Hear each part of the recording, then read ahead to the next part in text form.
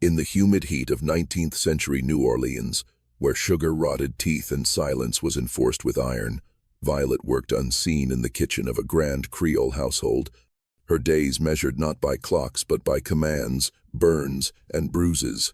A woman owned, renamed, and erased, yet forced to know every appetite of the people who claimed her body and her labor, learning which dishes soothed tempers, which spices masked bitterness, and which meals were eaten without question. She listened while stirring pots, absorbing secrets that floated through the kitchen like steam debts, affairs, cruelties, until knowledge became the only thing she truly possessed. And when the nights grew long and the punishments grew casual, Violet learned another lesson. The city itself whispered. In New Orleans, death could be quiet, slow, and served warm. Arsenic was sold as rat poison, strychnine as medicine, and a careful hand could turn mercy into murder without a scream, without a chase, without a chance to run.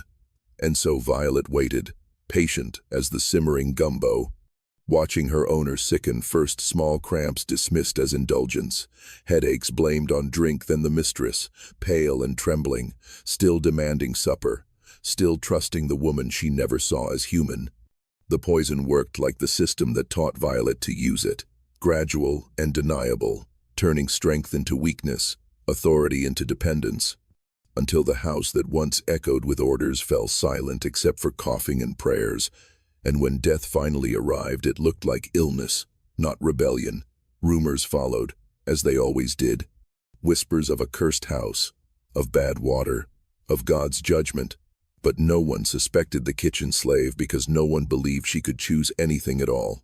Violet was sold away before questions hardened into accusations, her revenge complete, her name buried with the dead, leaving behind only the truth. Slavery tried to erase that control is never absolute, that knowledge can be a weapon, and that vengeance does not always come with fire or chains breaking in the night, but sometimes with a steady hand, a calm face, and a meal served exactly as requested.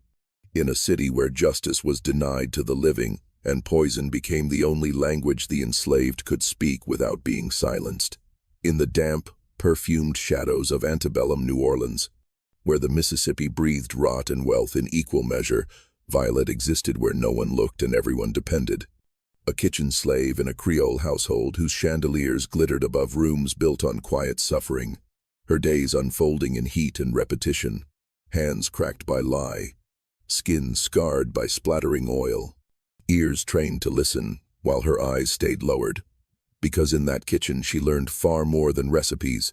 She learned habits, vices, weaknesses, and the terrible comfort of being invisible.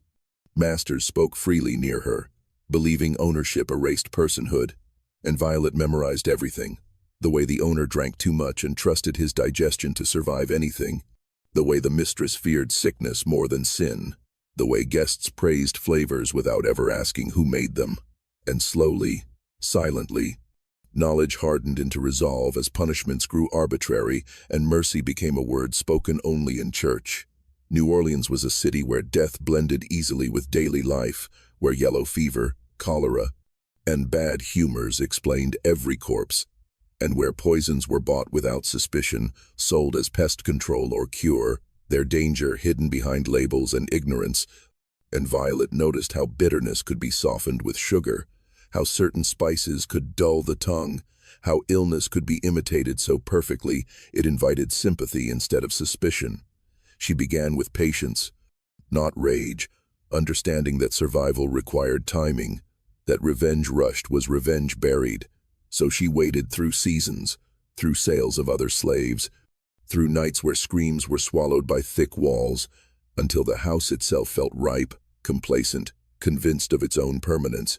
The first doses were small, nearly respectful, causing discomfort rather than alarm, stomach pains blamed on excess, weakness dismissed as age, and Violet watched power bend quietly as the master leaned on walls, then servants, then doctors who shrugged and prescribed tonics that only hastened decay, while the mistress, once sharp-tongued and cruel, grew pale and fearful, clinging to routine as if supper could anchor her to life. Violet served every meal with the same lowered eyes, the same steady hands, her calm, the perfect disguise, because rebellion was expected to be loud, violent, and obvious, never gentle, never domestic, never wearing the face of obedience. When death finally took the master, it did so politely, in a bed surrounded by whispers and prayers, his authority dissolving into a diagnosis no one questioned, and the household tightened instead of suspecting,